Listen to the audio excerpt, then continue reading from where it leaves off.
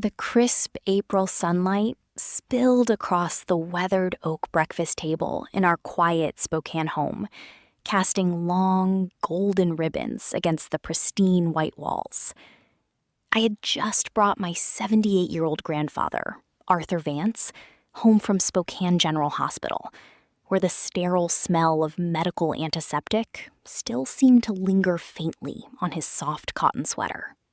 Sitting across from me with a steaming mug of black coffee held firmly between his calloused hands, he looked frail, yet remarkably composed after his grueling medical ordeal. As I set down a plate of warm toast, his tired blue eyes locked onto mine with a sudden, startling clarity that commanded my complete and undivided attention. Slowly, without a trace of hesitation or trembling in his voice, he leaned across the wooden table and whispered a question that hung suspended in the air. "Would you like to test them with me?" I understood immediately who "them" referred to. My father Richard, my mother Eleanor, and my younger brother Brandon, who had not checked on him once during his entire week in intensive care. Without saying a single word, I reached into my pocket, pulled out my smartphone, tapped my father's number, and placed the device squarely in the middle of the table, on speakerphone.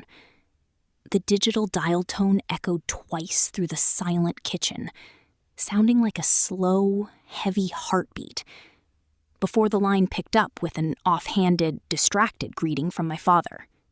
I kept my voice entirely flat, stripped of all emotion, as I delivered the rehearsed sentence directly into the glowing microphone today.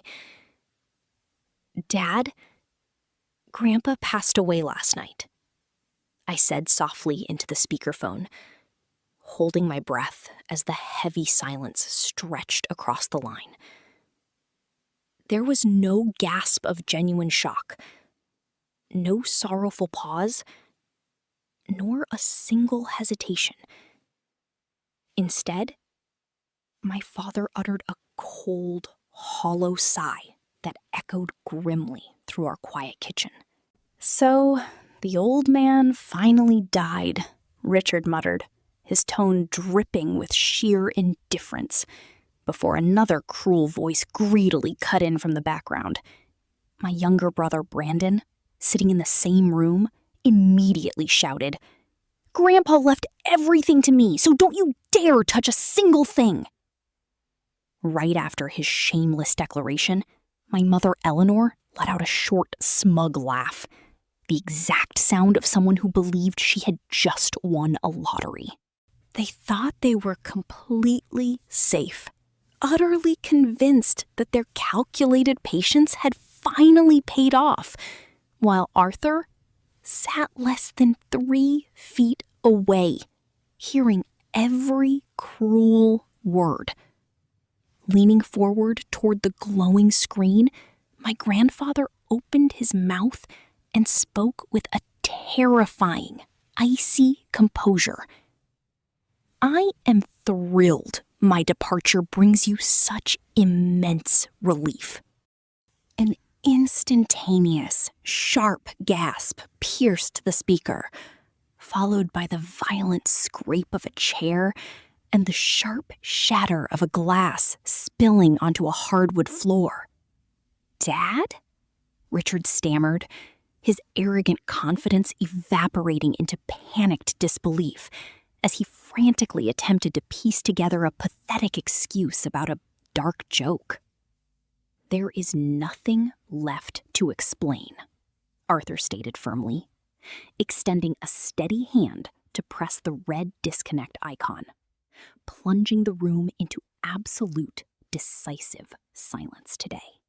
A week earlier, the suffocating scent of antiseptic in room 402 of Spokane General Hospital was heavy, but my grandfather's profound isolation felt infinitely heavier. I spent 7 grueling days sitting in a stiff plastic chair beside his bed, holding his weathered hand, while monitors beeped rhythmically against his severe medical infection. When doctors warned his condition was critical, I immediately called my parents, expecting them to rush through the emergency room doors with deep personal concern. Instead, Richard claimed pressing business negotiations prevented him from visiting. Eleanor insisted hospitals triggered unbearable anxiety. And Brandon left my frantic text messages completely unread. Every time the heavy wooden door creaked open, Arthur shifted his tired gaze toward the entrance, desperately hoping his son would walk through to offer comfort. Yet it was always just a nurse checking vitals, leaving him to stare silently at the ceiling as the painful truth of their abandonment shattered his spirit. Years ago, after my grandmother passed away, traditional expectations regarding male heirs had led Arthur to draft an old will favoring Richard and Brandon. They had grown up assuming his fortune was their guaranteed birthright, treating his lifelong generosity as an obligation rather than a gift cultivated through hard labor. Sitting beside his bed through those dark nights, wiping his feverish brow without asking for anything, I showed him what unconditional love truly looked like. That heartbreaking week taught Arthur a vital lesson. Genuine family is never defined by shared DNA or entitlement, but by who faithfully holds your hand in the dark today. As the silence settled after the disconnected call, the raw heartbreak in my grandfather's eyes gradually transformed into a quiet, unshakable steel resolve. There were no dramatic outbursts of helpless rage or tears of self-pity. Instead, decades of stoic resilience took firm root within his soul as he pushed his heavy wooden chair back. He stood up slowly, aligning his posture with an enduring dignity that commanded deep respect, and looked at me with an expression of absolute, unwavering determination. "Call the security company immediately," Arthur instructed, his voice steady and completely devoid of hesitation.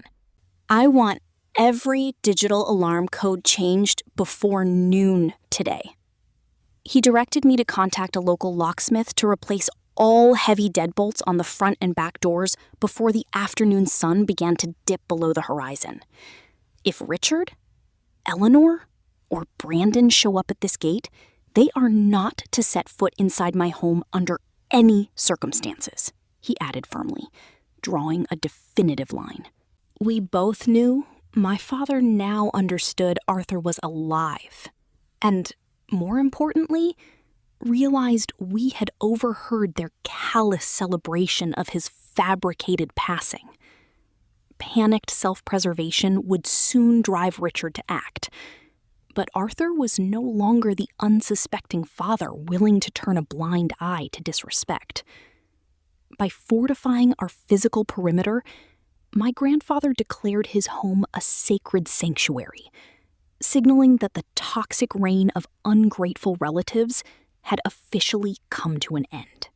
He turned toward the hallway with quiet purpose, stepping forward into a new chapter defined by self-respect, boundaries, and absolute clarity today. Later that afternoon, after the locksmith installed reinforced deadbolts and the security technician updated our alarm codes, Arthur and I sat together on the back porch. A gentle spring breeze rustled pine needles, carrying the crisp scent of mountain air across the yard as we cradled warm mugs between our hands. The heavy cloud of emotional betrayal that had hovered over our breakfast table had begun to lift, replaced by an empowering atmosphere of quiet clarity and shared purpose. Looking out over the lawn he had maintained for 40 years, my grandfather turned to me with a serene expression that revealed the depth of his inner healing. Getting older might slow my physical steps, Chloe, but it will never give anyone the right to strip away my dignity or steal my autonomy, he said. He emphasized that true self-worth is not something we surrender to greedy relatives out of misplaced obligation or fear of standing alone in life's autumn seasons. By establishing firm emotional boundaries and refusing to tolerate disrespect, he was taking back complete control over his destiny, legacy, and peace of mind. I placed my hand over his, feeling the steady strength in his calloused fingers, profoundly inspired by his courage to reclaim self-respect against those who sought exploitation. We sat together in peaceful silence as golden evening light bathed the porch, knowing that whatever personal battles lay ahead, our bond remained unshakable. In that quiet moment, Arthur proved that standing up for dignity is a timeless choice, paving the way for a future rooted in honor today. Morning arrived, not with a sudden burst of glory, but with the quiet, persistent grace of dust motes settling in a sunbeam. In this second chapter of his journey, the noise that had once plagued his mind finally began to recede, leaving behind an unfamiliar, spacious silence that felt less like emptiness and more like an invitation. He walked down the narrow gravel path toward the edge of the woods, where the oak trees stood like ancient guardians, indifferent to the turbulence of human grief. The morning air carried the sharp, sweet scent of pine and damp earth, grounding him in the physical reality of the present moment. For months, he had treated his pain like a thief in the house, constantly watching the doors, afraid of what might be stolen next. But standing there, bathed in the amber warmth of the rising sun, he began to realize that the heart does not heal by fortifying its walls. It heals by letting the light reach the unpaved places inside. The frost on the grass was melting, turning into drops of liquid diamond that caught the first rays of dawn, proving that even the coldest nights must eventually yield to warmth.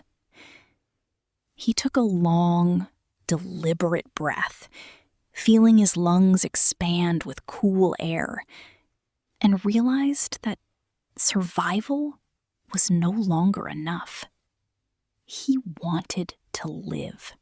The horizon opened up before him, wide and unburdened, asking for nothing more than his presence, his patience, and his willingness to take one small step forward at a time, trusting the gentle earth beneath his feet. He sat upon a weathered wooden bench near the old riverbank, where the moving water hummed a steady, ancient lullaby. From his pocket, he pulled out a small, dog-eared notebook containing the remnants of his past choices, the lingering ghosts of regret that had kept him awake through countless dark nights. For years, he had believed that to move forward, one had to erase what came before, to burn the map that led to heartbreak. Yet, as he traced the faded blue ink on the yellowed pages, a wave of profound compassion washed over him. For the person he used to be. That younger self had not failed out of malice, but out of fear, swimming upstream in a current far too strong for a tired heart. Grief, he understood now, was not an enemy to be conquered, nor was it a defect in the human spirit. It was simply love that had lost its original destination, wandering until it found a place to rest. He did not tear the pages out, nor did he hide them away in shame. Instead, he closed the notebook with gentle reverence, honoring every scar as proof of endurance rather than evidence of defeat. The river kept flowing, carrying fallen leaves away without effort or strain, demonstrating the quiet art of letting go. In that moment of gentle surrender, he felt the heavy iron weight in his chest begin to dissolve, making space for a deeper, softer kind of enduring strength to take root within the quiet sanctuary of his very own healing spirit. Later that afternoon, a chance encounter transformed his quiet solitude into an uncalculated connection that shifted the entire trajectory of his day. An elderly woodworker whose hands were calloused and weathered like the bark of an old cedar tree was sitting on a porch nearby, shaping a block of pine with slow, deliberate movements. As he paused to watch, the old man looked up and smiled, offering not a word of advice or unsolicited wisdom, but simply a cup of warm tea and a quiet place to sit. The steam from the earthen mug rose slowly, carrying the comforting scent of roasted leaves between them. They shared a long silence that felt surprisingly comfortable, broken only by the rhythmic scraping of the blade against wood and the distant calls of chickadees in the canopy above. In the simple act of being seen without needing to explain himself, he realized how profoundly isolated he had felt in his suffering. The old craftsman showed him a wooden bowl he was restoring, pointing to a fissure filled with gold dust, explaining that in ancient tradition, breaking a vessel only enhances its story and value. That quiet lesson hung softly in the afternoon air, striking a chord deep within his soul, echoing the fundamental truth that grace does not require absolute perfection. Human beings, like wooden bowls or weathered stones, are not ruined by the cracks they carry. Rather, those very open fissures are where the luminous light finds its quiet way inside, illuminating the beauty that was always present beneath the weathered surface. As dusk began to settle over the hills, painting the horizon in shades of lavender, indigo, and soft rose, a quiet transformation took root within his heart. The relentless urge to control every outcome, to fix every past mistake, finally dissolved into the stillness of the twilight hour.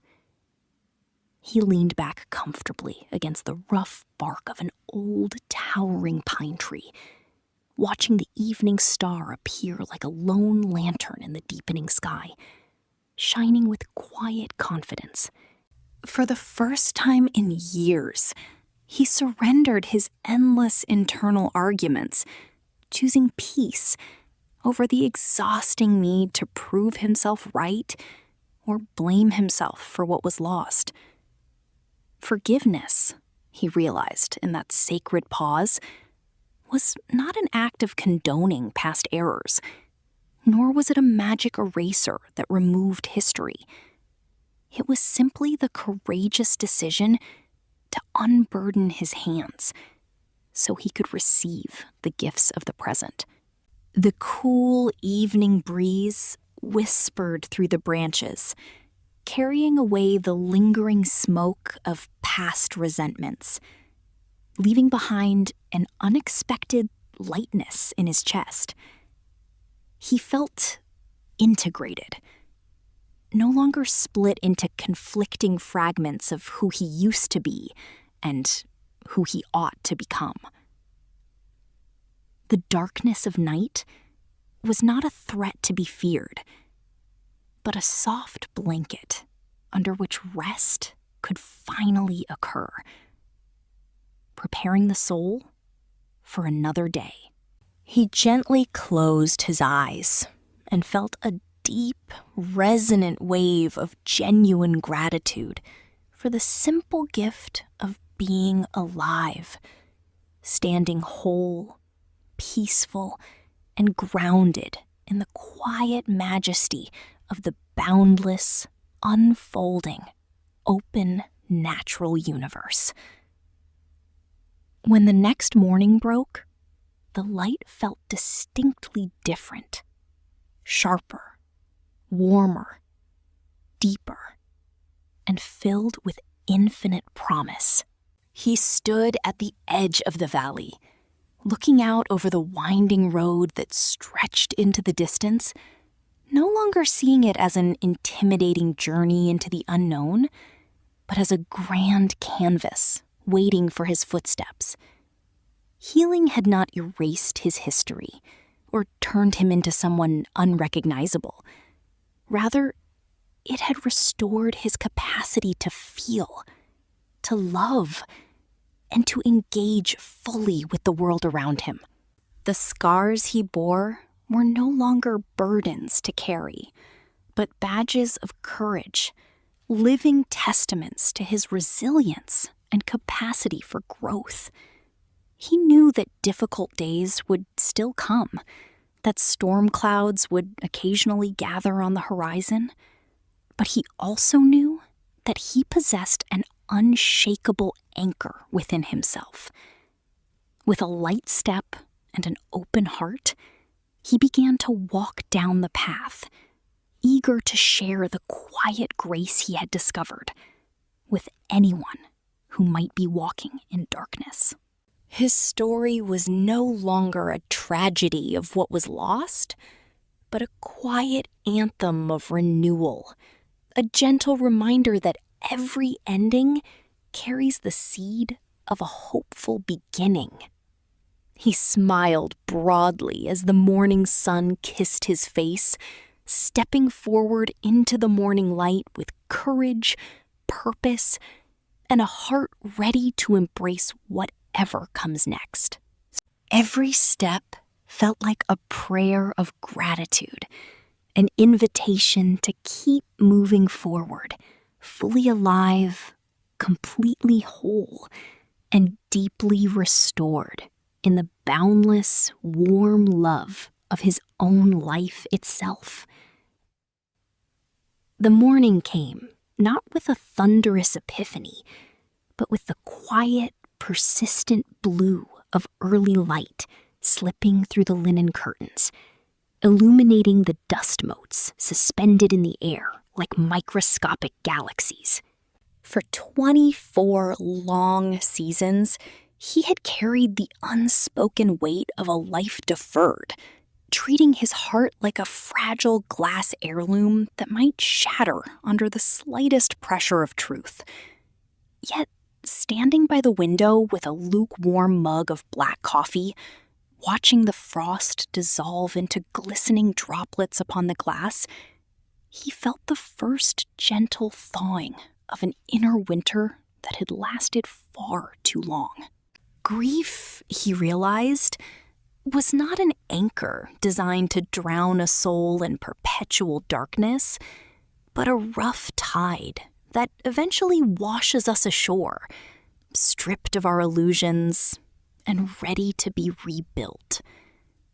The past was no longer a house of shadows he was forced to haunt, but a foundation laid in stone, imperfect, weather-worn, yet sturdy enough to support whatever he chose to construct next. He inhaled deeply, letting the sharp, pine-scented chill of the northern autumn fill his lungs, feeling the rhythmic, undeniable cadence of his own breathing. There was an incredible, sacred beauty in the realization that survival was not merely an accident of endurance, but a conscious choice made every single morning. He smoothed his worn denim jacket, stepped across the creaking floorboards, and unlocked the back door, allowing the crisp air to sweep away the stale ghosts of yesterday, ready at last to meet his own life on its own unvarnished terms. Walking out into the overgrown orchard behind the cottage, he felt the damp soil yielding beneath the soles of his boots, a tactile reminder of the grounding reality that had always existed just beyond the margins of his grief. The old apple trees, gnarled and twisted by decades of brutal prairie winters, still bore fruit on their highest branches, small, sweet, and stubborn against the encroaching cold. He reached up to pick a golden pear apple, feeling its rough, sunburned skin against his palm, before taking a slow, thoughtful bite.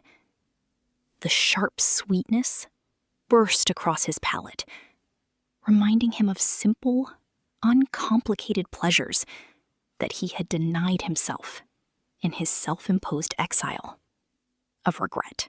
Healing, he began to understand as he walked among the mossy trunks, was not an instantaneous miracle that descended from the heavens.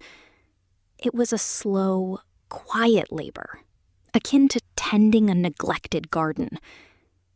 It required turning over the compacted earth of broken promises, pulling up the weeds of bitterness by their deep roots, and trusting that the earth beneath still contained enough nourishment to foster new growth.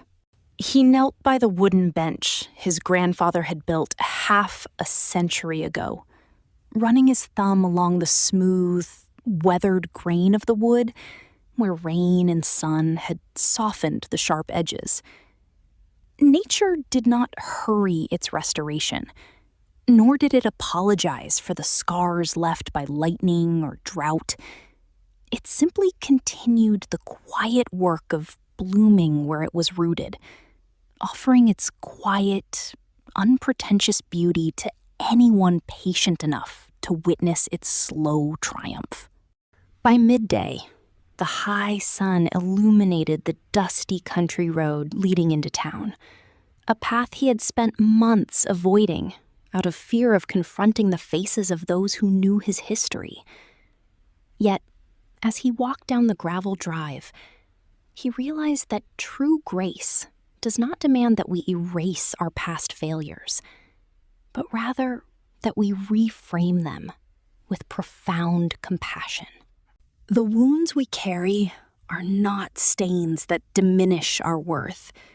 They are the honorable maps of where we have been, the physical evidence that we fought, suffered, and somehow survived the darkest tempests of existence.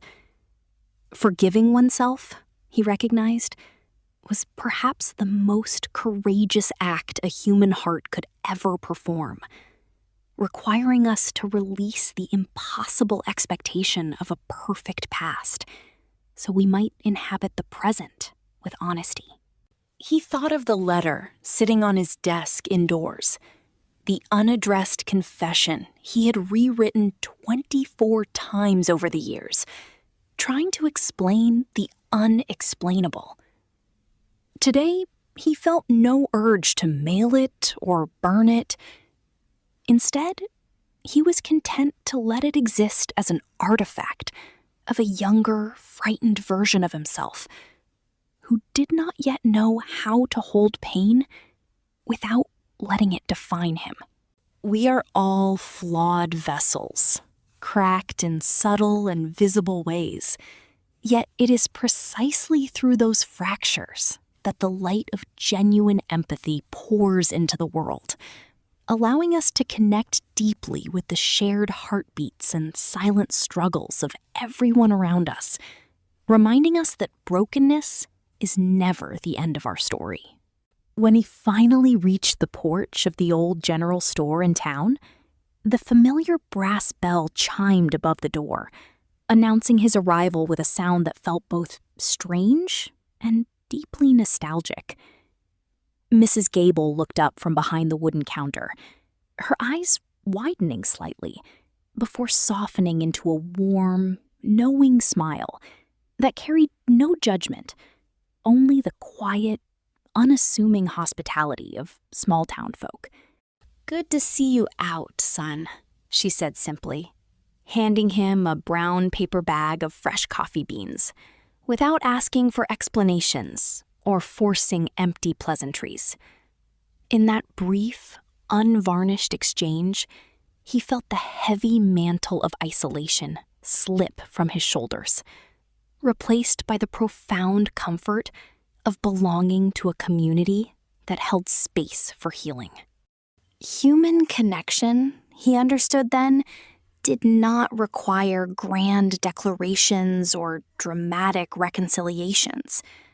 Often, it was built upon these small, ordinary bridges of kindness extended across the quiet gulfs of separation.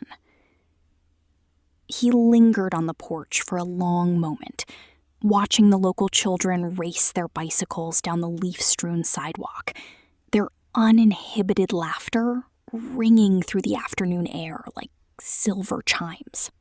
The world had kept turning while he was hiding away, continuing its vibrant, messy, beautiful dance. And for the first time in 24 months, he felt a desperate, joyful longing to participate in it once again. He took a seat on the wooden step, inhaled the rich aroma of roasted coffee, and greeted a passing neighbor by name. Feeling the long-standing ice around his voice melt into genuine, easy, abiding warmth. As twilight painted the evening sky in brushed strokes of amber, violet, and deep indigo, he walked back up the hill toward his small cottage, feeling lighter with every step. The path was the same one he had walked 1,000 times, yet everything appeared subtly transformed, bathed in the soft, forgiving light of a heart that had chosen to open itself to hope once again. Standing on the ridge overlooking the valley below, where tiny golden lights were beginning to flicker on in distant farmhouses like earthbound stars, he realized that the 24 chapters of pain and longing had not been a wasted detour, but the precise crucible required to forge his true resilience. Hope was not a foolish fantasy reserved for those who had never known heartbreak. It was the quiet, radical defiance of choosing to believe in tomorrow despite everything one had suffered yesterday. He leaned against the porch railing, watching the night fold softly over the landscape, no longer afraid of the shadows or the silence that accompanied them. Inside his chest, a quiet flame was burning, not the frantic blaze of youth, but a steady, enduring light that promised warmth through whatever seasons lay ahead. He stepped back into the cottage, left the door unlocked, and picked up his pen, ready to write the 25th chapter with a steady hand, an open spirit, and a deep, unshakable gratitude for the breathtaking, miraculous gift of being fully alive in an ever-renewing world, knowing that every ending is merely a quiet dawn waiting to be embraced. Evelyn Reed's forensic financial audit closed in on the $375,000 stolen from Arthur's primary savings account. Intense panic rippled through my parents' desperate camp. Realizing that bank fraud alerts and criminal law enforcement investigations were imminent, Eleanor and Richard scrambled desperately to fabricate a legal shield that could halt our momentum. To preemptively block the court from freezing their personal bank accounts and to evade felony grand larceny charges, their ambitious attorney hastily submitted a supplementary document to the county courthouse.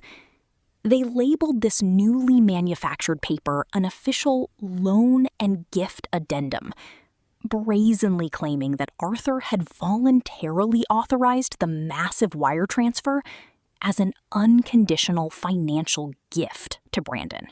My mother had orchestrated this calculated maneuver in a frenzied attempt to convince the presiding judge that the entire sum was a legitimate, pre-planned family inheritance distribution. They foolishly believed this single piece of paper would force the court to dismiss all allegations of financial exploitation and permanently validate their possession of the stolen funds. When Maxwell Sterling received the digital copy through his secure legal portal on Wednesday afternoon, he immediately printed the physical file and called us into his inner office. Sitting across from his heavy mahogany desk, my grandfather adjusted his wire-rimmed reading glasses, his quiet expression darkening as he stared intently at the newly submitted addendum. The villains thought they had constructed an impenetrable legal fortress to protect their ill-gotten wealth, but their hasty, reckless act of desperation had actually opened the door to their complete downfall today. Examining the printed document under the bright desk lamp, Maxwell pointed his pen directly at the signature block at the bottom of the final page. There, written in bold black ink, was Arthur's distinct signature, appearing entirely authentic at first glance to an untrained, casual observer. My grandfather ran his calloused index finger slowly over the smooth lines, a sharp, dangerous edge hardening his voice as he looked up at Maxwell. "That is undeniably my signature," Arthur stated firmly. "But I never signed this specific piece of paper, nor have I ever seen these words in my entire life." The truth behind Eleanor's scheme quickly became glaringly obvious. She had rummaged through old family files stored in her dark basement to locate a legitimate, outdated contract Arthur had executed years ago. Using that authentic document as a physical template, my mother placed a blank sheet over his original signature and utilized a light board to meticulously trace every single loop and curve. She drafted the fabricated gift text around the traced signature and backdated the addendum to match the exact date of the $375,000 wire transfer. Eleanor genuinely believed that her mechanical forgery would act as an unshakable legal shield, effectively insulating her family from severe criminal liability and civil lawsuits. She assumed no one would dare question a signature that matched Arthur's handwriting so closely, completely ignorant of the advanced forensic science designed to expose such deception. Her arrogant attempt to outsmart the justice system had laid the groundwork for an irrefutable criminal trap today.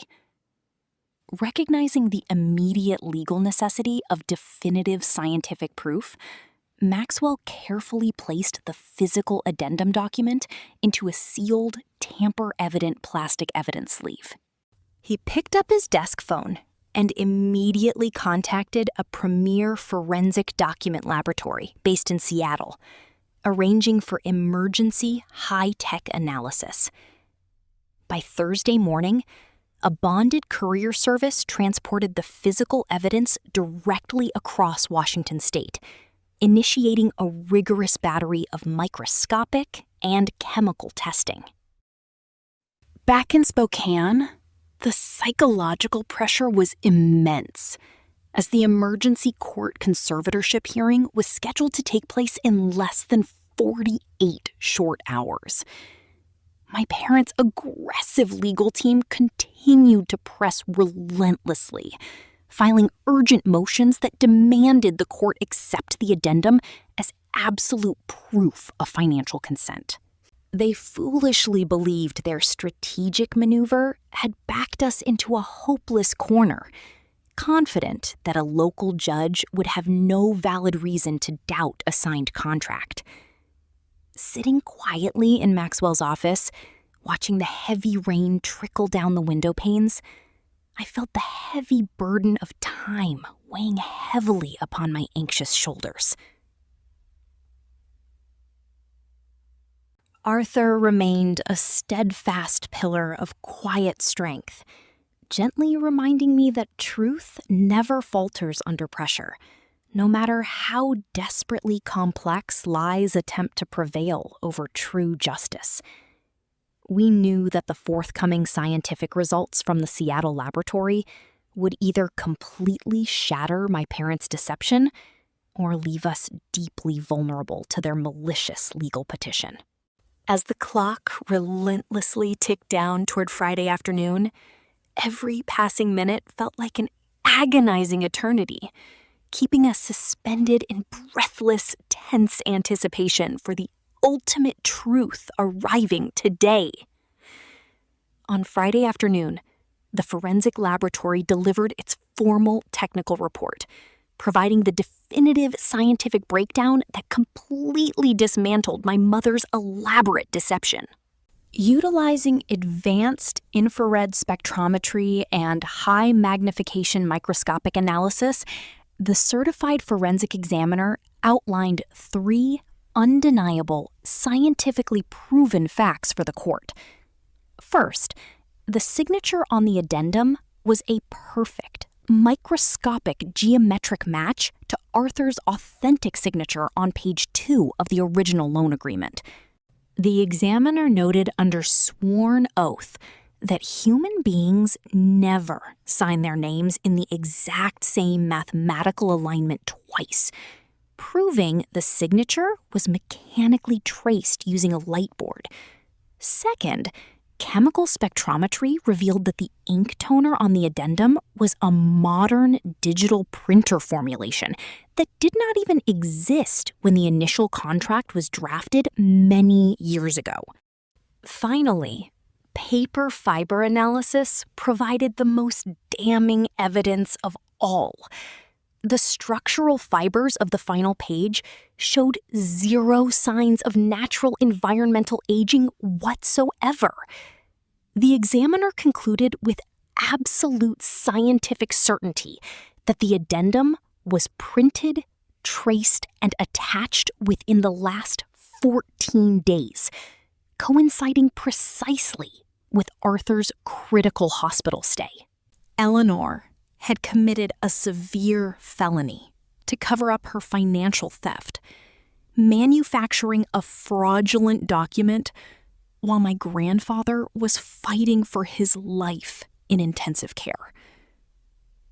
This conclusive technical report transformed her calculated defense into undeniable evidence of criminal forgery, exposing her entire scheme to the unsparing light of forensic science. Armed with this unassailable technical breakdown, we held the definitive proof required to completely destroy my parents' case and hold them fully accountable in county court today. Maxwell Sterling carefully aligned the printed pages of the forensic report, placed them inside a heavy leather binder, and secured it with a heavy stainless steel clip. He locked the confidential file into his steel filing cabinet, turned around to face us, and offered a calm, confident smile that signaled complete, decisive victory. There was no remaining doubt or uncertainty. My mother's desperate attempt to fabricate a legal addendum had inadvertently handed us the ultimate weapon to destroy her entire case. Instead of protecting her stolen fortune, her reckless forgery provided undeniable evidence of severe criminal fraud, perjury, and malicious bad faith before a sitting judge. Sitting beside my grandfather, I looked at his weathered face and felt an overwhelming wave of relief and profound admiration wash over my grateful heart. He had weathered the painful shock of family abandonment, faced down a ruthless legal attack, and maintained his dignity through every trial without ever surrendering his spirit. We knew that when we stepped through the double doors of the Spokane County Courthouse on Monday morning, we were not merely defending his personal autonomy. We were standing up for every vulnerable elder who had ever been exploited by greedy relatives hiding behind hollow smiles and false filial affection. Truth, reinforced by unassailable scientific evidence and unyielding love, was about to completely dismantle my father's empire of deception once and for all.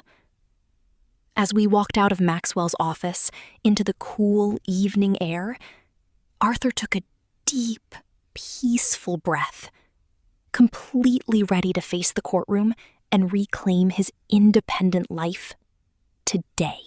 There is a quiet, sacred dignity in the early hours before the world fully wakes, a fragile space where the leftover echoes of yesterday finally lose their power to sting. For so long, the weight of old burdens felt like a permanent architecture built within the chest, a fortress constructed from unsaid words, missed turns, and the cold, persistent fear that broken things remain forever shattered. Yet, standing here, with the soft indigo of morning slowly giving way to amber light, a subtle realization begins to take root in the soil of the mind. Survival was never about escaping the storm unscathed.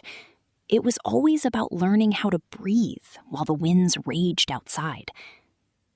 The scars that once felt like emblems of defeat reveal themselves now as quiet maps of endurance, tracing every valley crossed and every dark night endured.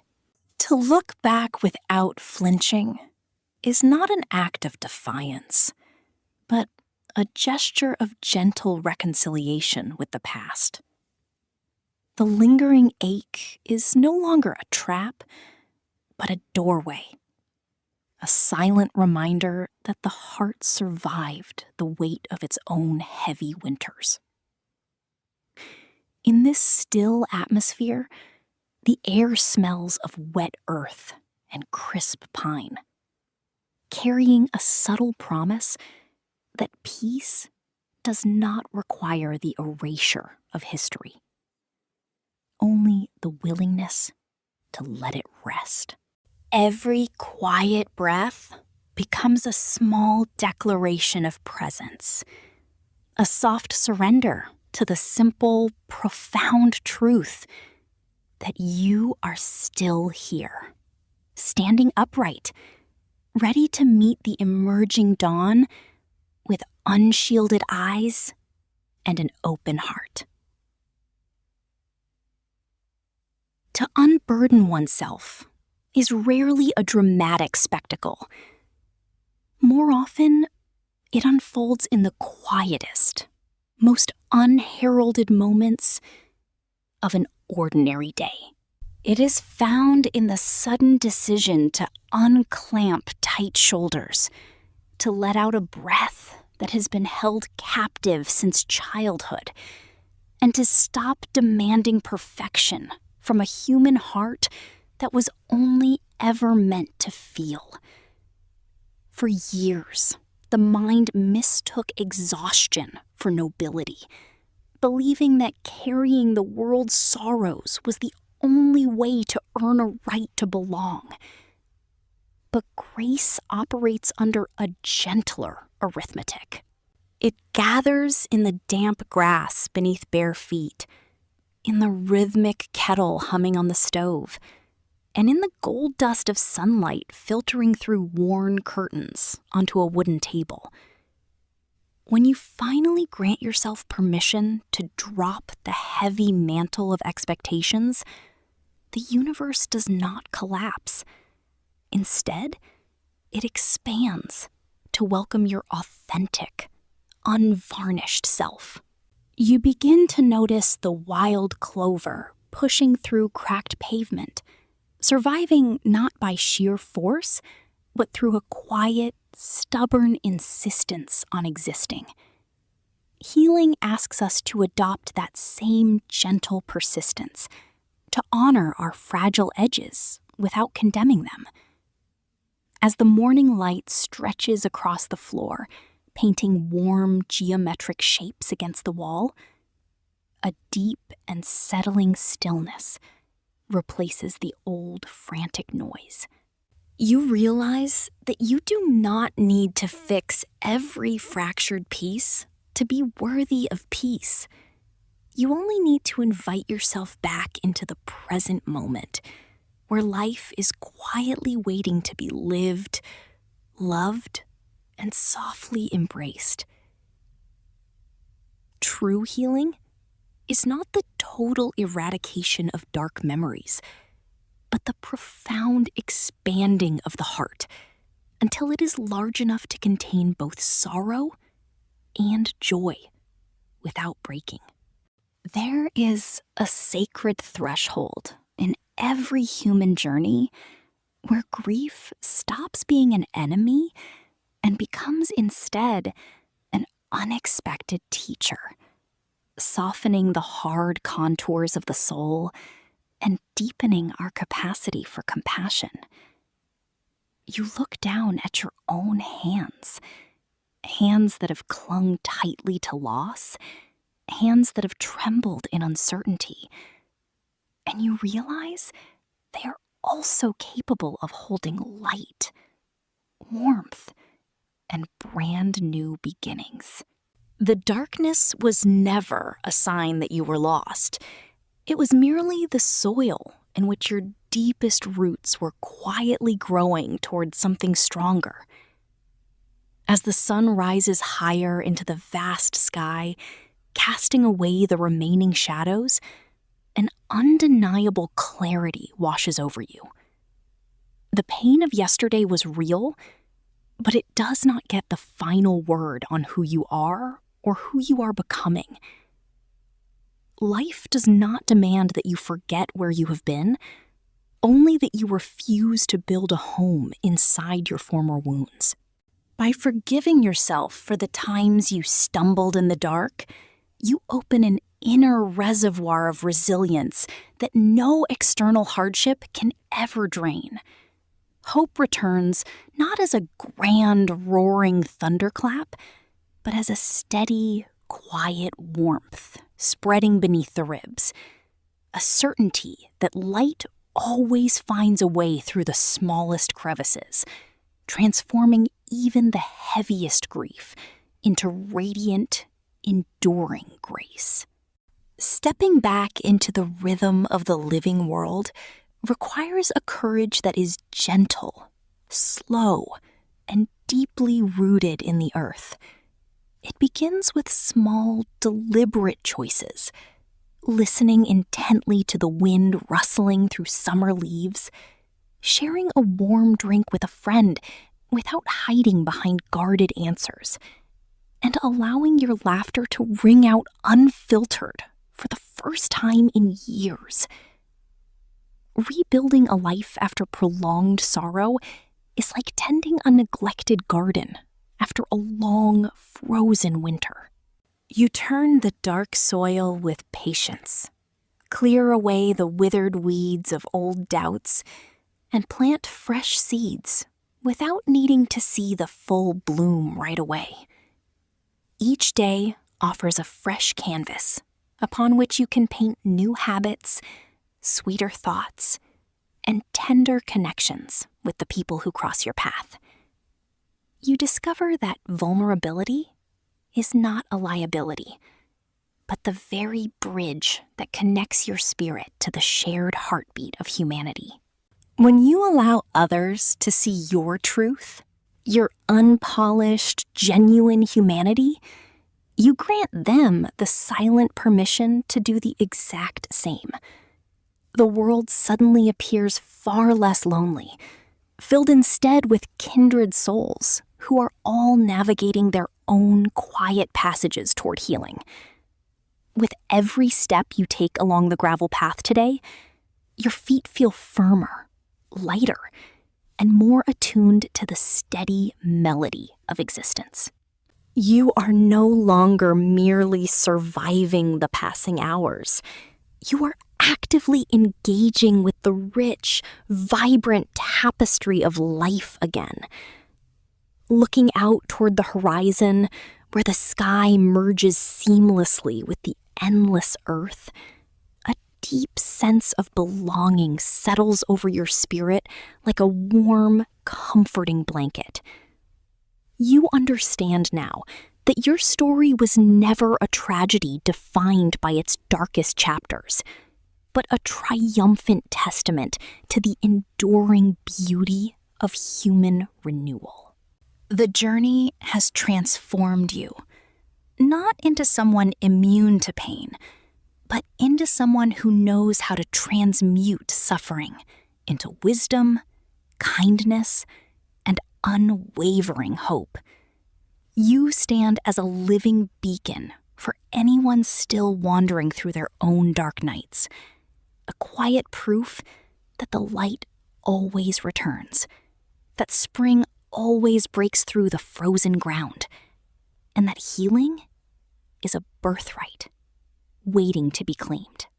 Moving forward, you carry no lingering bitterness, only an immense gratitude for the breath in your lungs, the warmth on your skin, and the infinite possibilities stretching out before you.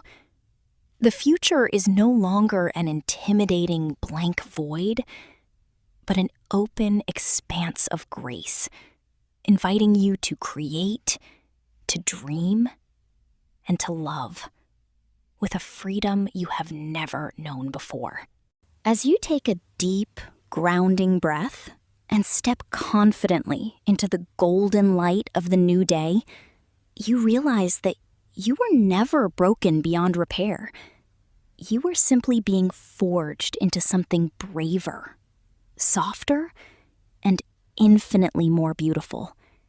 A soul fully awakened to the wonder of being alive, ready to walk forward and light the way for others. In the wake of the catastrophic courtroom defeat, the unyielding wheels of the criminal justice system turned rapidly to hold my father and mother fully accountable for their actions.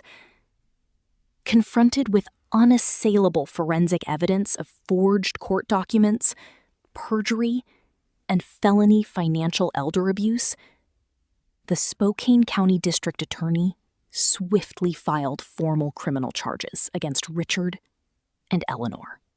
Facing the grim prospect of lengthy state prison sentences, their expensive legal defense team folded completely, forcing them into a humiliating plea agreement that demanded total restitution to Arthur. To satisfy the staggering court-ordered financial judgments and pay off soaring legal fees, a devastating asset forfeiture process swept through their once glamorous lives like a destructive winter storm. Before a crowd of curious onlookers, a heavy tow truck arrived at Brandon's apartment complex to repossess his brand new luxury SUV right out of his assigned parking space. My father was legally forced to liquidate his entire private collection of rare vintage wines at a massive financial loss through a high-profile international auction house. Meanwhile, Eleanor stood quietly in line at local pawn shops, tearfully surrendering her expensive designer handbags and diamond jewelry to cover crippling court penalties and avoid immediate incarceration behind bars. Stripped of their unearned wealth, buried under mounting debts, and facing public disgrace across Spokane, their hollow empire, built on superficial status, crumbled into absolute ruin. Watching their self-inflicted downfall brought us no vengeful joy, but rather a quiet, sobering sense of cosmic closure, proving that lives rooted in deceit inevitably shatter under their own heavy weight today. The ultimate financial reckoning extended directly to the sprawling 6-bedroom suburban mansion my parents had arrogantly occupied rent-free for over a decade. Unbeknownst to Richard, Arthur had quietly transferred the property deed years ago into an irrevocable living trust, designating me as sole trustee and ultimate beneficiary upon his eventual passing. With my father and mother facing severe criminal sentencing and possessing no legal right to reside on the estate, I exercised my trustee authority to issue an immediate, non-negotiable emergency eviction notice. 30 days later, under the watchful, stern gaze of a Spokane County Sheriff's deputy, the final chapter of their lavish, unearned lifestyle played out quietly on the concrete driveway. Brandon was forced to personally pack his belongings into crumpled cardboard boxes and load them into a cheap, rented moving van. His former arrogance completely shattered into quiet, painful humiliation. My father repeatedly called Arthur's cell phone from a blocked number, desperately begging for a temporary extension or a financial gesture of mercy. But my grandfather held his phone in calm, silent resolution. Arthur permanently blocked the number, steadfastly refusing to allow emotional blackmail to compromise the sacred sanctuary of peace we had fought so fiercely to rebuild and protect from harm. As the moving truck pulled away from the quiet suburban cul-de-sac, the grand estate was officially reclaimed and restored to its rightful, honorable purpose.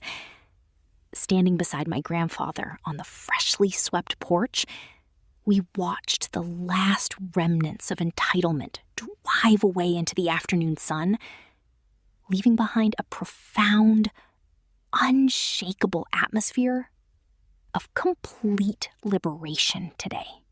With the criminal court proceedings concluded and our family estate fully secured, Arthur sat down at Maxwell Sterling's heavy mahogany desk to execute his final, irrevocable act of stewardship. With swift, unwavering strokes of his fountain pen, my grandfather signed a brand new last will and testament that permanently erased Richard, Eleanor, and Brandon from his personal legal legacy. He did not leave them a single dollar out of misplaced parental obligation, ensuring they were legally disinherited and stripped forever of any future claims to his hard-earned life wealth. Instead, Arthur designated a generous bequest to ensure my complete financial security, while allocating the vast majority of his multi-million-dollar fortune to establish a permanent charitable endowment foundation. We formally chartered the Arthur Vance Elder Rights Protection Foundation, an endowed nonprofit organization dedicated to safeguarding vulnerable senior citizens across Washington state from financial exploitation. The foundation's core mission was specifically designed to fund free legal aid, specialized forensic accounting audits, and emergency housing for elderly individuals facing predatory abuse from greedy, manipulative family members. Sitting in Maxwell's sunlit conference room, listening to Arthur articulate his inspiring vision for the foundation, I felt my heart swell with overwhelming pride, immense gratitude, and deep emotional healing. What had begun as a devastating betrayal in a cold hospital room had blossomed into an enduring beacon of hope, protection, and true justice for countless vulnerable elders across our state. Through this foundation, Arthur transformed his painful trial into an eternal legacy of compassion, ensuring that his life's work would serve humanity for generations to come. Today, a few days after signing the new estate documents, Arthur called me into his private study on a quiet, sunlit afternoon. He opened a small velvet jewelry box resting on his mahogany desk, revealing an exquisite vintage platinum ring featuring an emerald-cut diamond that caught the warm sunlight. This was my grandmother's cherished wedding ring, a priceless family heirloom that Eleanor had greedily demanded for years, but Arthur had steadfastly refused to surrender to her. Taking my hand between his calloused fingers, my grandfather gently slid the ring onto my finger, his blue eyes brimming with quiet tears of affection and gratitude. Your grandmother always believed that true beauty belongs to those who possess a pure heart, Chloe, he whispered softly, his voice trembling with deep emotion. You stood by me when everyone else turned away, and you carried my soul through the darkest winter of my life. Looking down at the sparkling diamond, I felt a profound wave of warmth and generational continuity wash over my spirit, honoring the memory of the woman who came before me. Over the following weeks, Arthur and I spent our afternoons thoroughly cleaning and rearranging every corner of our home, throwing open heavy windows to let fresh mountain air sweep through the rooms. We scrubbed away every physical and emotional trace of past conflict, replacing the lingering scent of anxiety with fresh pine, blooming jasmine, and quiet contentment. Together, we restored our living space into a sacred haven of peace, purity, and light, where past betrayals could no longer cast a shadow today. From the open French doors of the sunlit living room, the soft, crystalline notes of a piano began to drift gently across the porch, carried by the warm spring breeze. A talented neighborhood piano student, whom we proudly sponsored, was practicing her scales, filling the air with a bright, uplifting melody that spoke of renewal and hope. Arthur closed his eyes, leaning back comfortably in his rocking chair as the music washed over him, a serene, untroubled smile softening the weathered lines of his peaceful face. I sat on the wide wooden steps beside him, resting my head gently against his shoulder, feeling an overwhelming stillness settle deep into the sanctuary of my heart.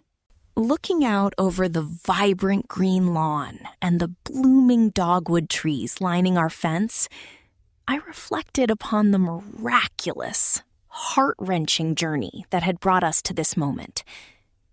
I realized with profound clarity that while blood ties had once bound us to people driven by greed, true belonging had been given to us by those who chose unconditional love.